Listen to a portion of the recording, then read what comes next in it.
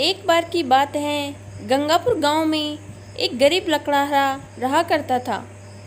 वह बहुत ही गरीब था और वह अनाथ भी था। उसका परिवार कोई नहीं था। संपत्ति के तौर पर उसे एक छोटा सा घर था और उसकी एक गाय थी। वह रोज़ जंगल से लकड़ी काट कर लाता और उन्हें बेचकर अपना पेट पालन करता था।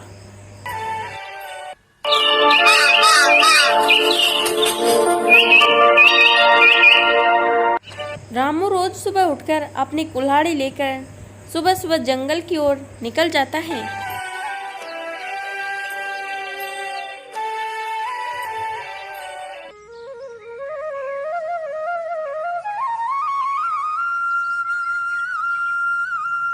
आज मैंने समय रहते ढेर सारी लकड़ियाँ काट ली।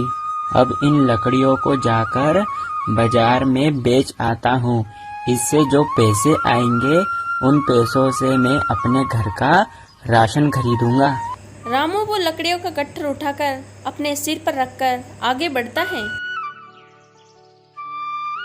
अरे भगवान, आज इतनी गर्मी होने के कारण मेरा गला प्यास के कारण सूख गया और यहाँ आसपास कोई झील तालाब भी नहीं है। थोड़ी देर चलने के बाद रामू की नजर झोपड़ी पर पड़ती है। अरे इतने घने जंगल में यह झोपड़ी यहाँ कैसे आई? ये झोपड़ी को तो मैंने पहली बार देखा। चलो अब मैं इस झोपड़ी के पास जाता हूँ। अगर कोई इस झोपड़ी में रहता होगा तो मैं उससे पानी मांग लूँ। इतना कहकर रामू झोपड़ी की ओर बढ़ता है।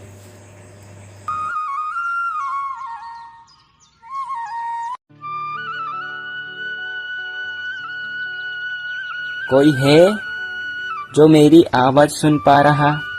अरे कोई इस झोपड़ी में रहता है क्या? रामू की आवाज सुनकर औरत वहाँ आती है। क्या हुआ, आप मेरी झोपड़ी के पास आकर क्यों आवाज लगा रहे हो? अरे मैं एक लकड़हारा हूँ और लकड़ी काटना मेरा काम है। मैं इस जंगल से लकड़ियाँ काटकर जा रहा था, मगर मुझे बहुत तेज प्यास लगी। तो फिर मैंने विचार किया अगर कोई इस झोपड़ी में रहता होगा तो उससे मैं पानी मांग लूंगा। अच्छा, तुम्हें पानी चाहिए? रुको, मैं अभी अंदर से लेकर आती हूँ। वो लड़की रामू को पानी लाकर देती है। तुम इस जंगल में किसके साथ रहती हो? मैंने तुम्हारी झोपड़ी यहाँ पहली बार देखी।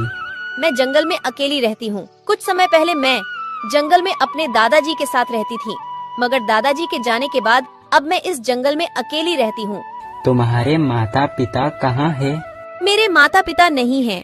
जब मैं 5 साल की थी तब से ही मुझे मेरे माता पिता छोड़ चले।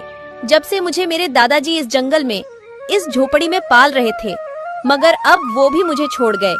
अब मैं जंगल में अकेली रहती हूँ। तुम्हें इस जंगल में डर नहीं लगता?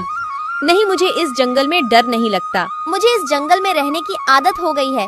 इस आँख से आधा जीवन तो कट गया, थोड़ा सा जीवन बचा है, वो भी कट जाएगा। अब मेरे जीवन में देखने लायक बचा भी क्या है? माँ बाप बचपन में ही चले गए, दादाजी थे, वो भी मुझे छोड़ गए। मेरा जीवन भी ठीक तुम्हारे जीवन की तरह है। तुम्हारा भी कोई नहीं है इस दुनिया में। हाँ, मेरा भी इस दुनिया में कोई नहीं है। मैं खुद गांव में अकेला रहता हूँ और ये लकड़ियाँ काट कर इन्हें बेचकर मैं अपना गुजारा करता हूँ। मेरे पास केवल मेरे दादाजी थे, मगर वो भी मुझे इस दुनिया में अकेला छोड़ गए। दादाजी को हमेशा यही चिंता सताती थी कि उनके जाने के बाद मेरा क्या होगा, जिस वजह से उन्होंने मेरी शादी के रिश्ते के लिए 1-2 जगह बात की, मगर मेरी एक आंख न होने के कारण कोई ने भी मुझसे शादी नहीं की।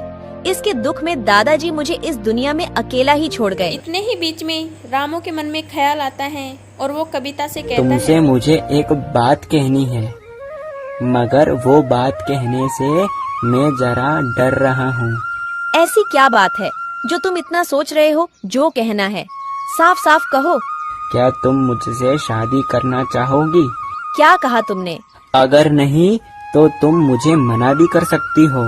इस दुनिया में तुम्हारा भी कोई नहीं है और मेरा भी कोई नहीं है। हम दोनों ही इस दुनिया में अकेले हैं।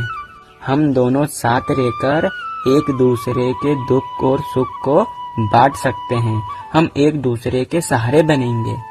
मगर तुम मुझसे शादी करना क्यों चाहते हो?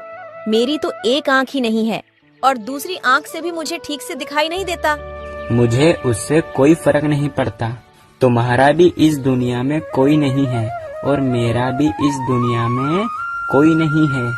हम एक दूसरे के सहारे बनेंगे। मेरा पास के गांव में ही घर है। हम दोनों वहीं रहेंगे और मैं इन लकड़ियों को काटकर बाजार में बेचता हूँ। इससे हम दोनों का गुजारा आराम से हो जाएगा। ठीक है, जैसी तुम्हारी इच्छा, मुझे मंजूर है। फिर क्या रामू और कविता दोनों मंदिर में शादी कर लेते हैं।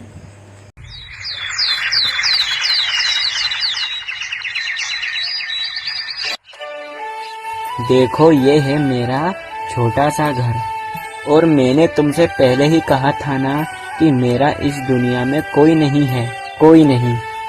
इसलिए तुम्हारा स्वागत करने के लिए कोई नहीं आया। पर तुम दुखी मत होना और ये बात याद रखना कि आज से तुम ही इस घर की मालकिन हो। तुम्हें ही सब देख। रामू की शादी की खबर पूरे गांव में फैल जाती है और गांव निवासी रामू के घर आते हैं। अरे ओ रामू, रामू, ओ रामू, दरवाजा तो खोल। आता हूँ काका। अरे भाग्यवान, मुझे लगता है ये गांव वाले तुम्हें देखने आए होंगे।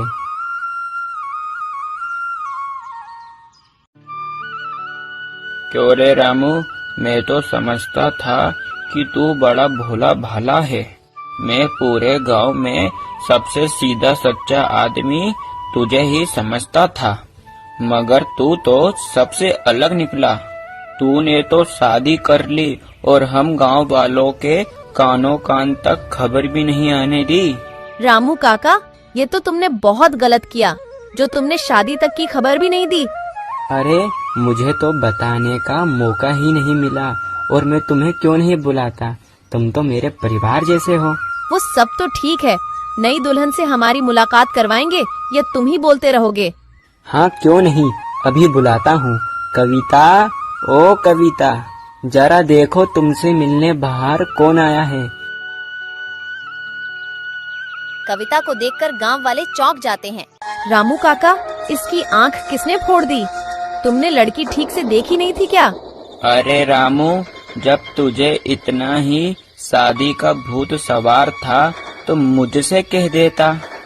अंधी लड़की से बेहतर जमींदार के घर पर जो नौकरानी काम करती है, मैं उससे तुम्हारा विवाह करवा देता।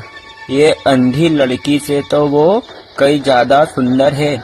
इसे दिखाई नहीं देने के अलावा मुझे लगता है इसे सुनाई भी नहीं देता है, जो इतनी बुराइयां सुनने के बाद भी यहाँ खड़ी है, अंधी कहीं की। रामू काका, इतने दिन तक लड़की ढूंढने के बाद तुम्हें केवल यही लड़की मिली थी क्या शादी करने के लिए? ठीक है, मेरी पत्नी अंधी है और तुम्हें यहाँ किसने बुलाया? हमें ही शौक चढ़ा था, दुल्हन को देखने का लो देख लिया। पता नहीं यह दुल्हन को देखने के बाद आज का दिन हमारा कैसा होगा।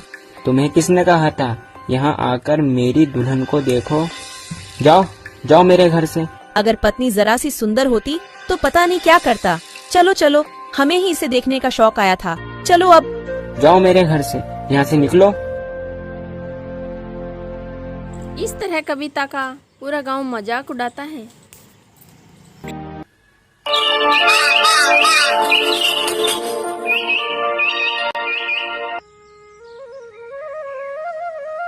अरे सुनते हो जी? अरे तुम उठ गए?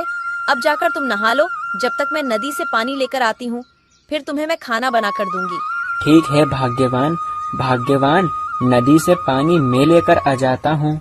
नहीं, पानी तो मैं ले आऊंगी, केवल तुम नहाकर तैयार हो जाओ। ठीक है भाग्यवान, जैसी तुम्हारी इच्छा।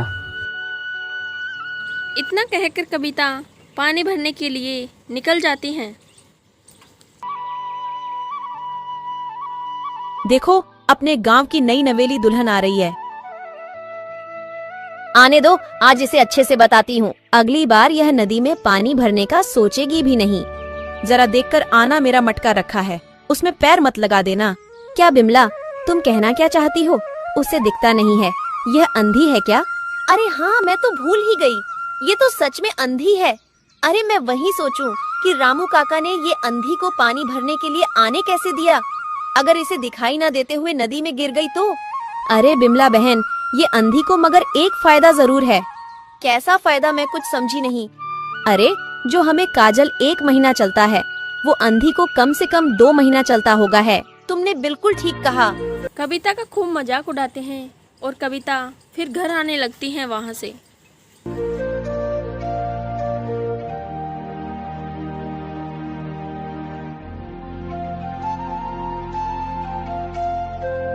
अरे भाग्यवान, तुम पानी भरकर आ गई।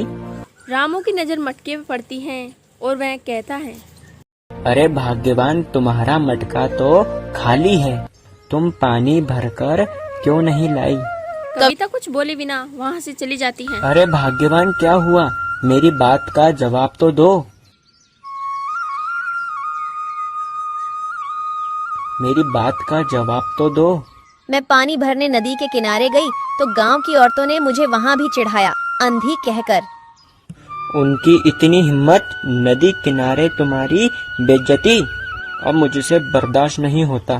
तुम दुखी मत हो भाग्यवान, मैंने तो सोचा कि तुमसे शादी करके तुम्हारा जीवन सुखी हो जाएगा, पर मुझे पता थोड़ी न था कि ये गांव वाले इतने नीचे गिर जाएंगे, जो किसी की मजबूरी ना समझते हुए उसी का ही मजाक उड़ाएंगे।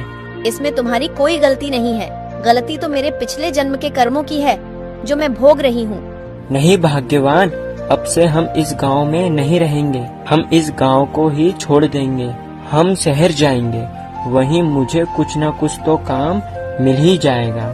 भाग्यवान, वहाँ हम चैन की सांस ले पाएंगे। फिर यहाँ घर बार का क्या होगा और अपनी गाय का कौन ख्याल रखेगा? तुम उसकी चिंता मत करो भाग्यवान, मेरा एक करीबी मित्र है जो अपनी गाय को ले जाएगा। चलो, जो जो जरूरी सामान है उसे एक पोटली में बांध लो, हमें आज रात को ही यहाँ से निकलना होगा। रात को कविता और रामू पोटली बांधकर अपने सिर पर रखकर वहाँ से निकलते हैं। तभी अचानक उन्हें भूत दिखाई देता है। अरे बाप रे बाप, हम तो आज गए। आप कौन हो? मैं एक ब्रह्मदत्त भूत हूँ। क्या ब्रह्मदत्त भूत? ये तो भूतों की प्रजाति में सबसे बड़ा भूत होता है। एकदम सही कहा, मैं भूतों की प्रजाति में सबसे बड़ा भूत हूँ। तुम रामू और ये तुम्हारी पत्नी कविता, तुम दोनों ही इतनी रात में कहाँ घूम रहे हो? तुम्हें हम दोनों के नाम कैसे पता चले? मैं सब जानता हूँ, क्योंकि मैं हूँ ब्रह्मदत्त भूत। मुझे सब पता है।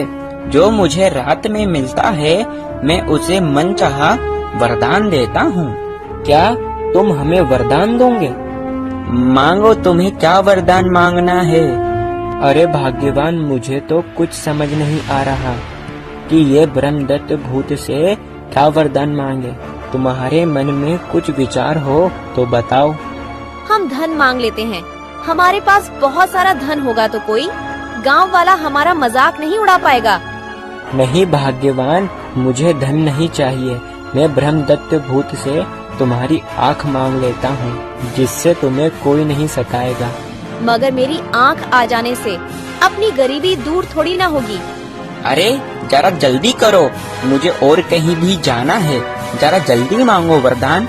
सोच लिया ब्रह्मदत्त भूत, मुझे मेरी पत्नी की खोई हुई आँख वापस चाहिए। कथास्तु। ब्रह्मदत्त भूत ने कविता की आँख को ठीक कर दिया था और ऐसे अब सब कुछ दिखने लगा। अरे भाग्यवान, तुम्हारी आँख वापस आ गई, कितनी खुशी की बात है। अब तुम्हें कैसा लग रहा है? अब मुझे सब साफ साफ और अच्छा दिख रहा है। मेरी आँखों की रोशनी वापस आ गई, मुझे सब अच्छे से दिख रहा है। तुमने मेरी खुशी के लिए ब्रह्मदत्त भूत से धन नहीं मांगा, तुमने मेरी आँख मांगी।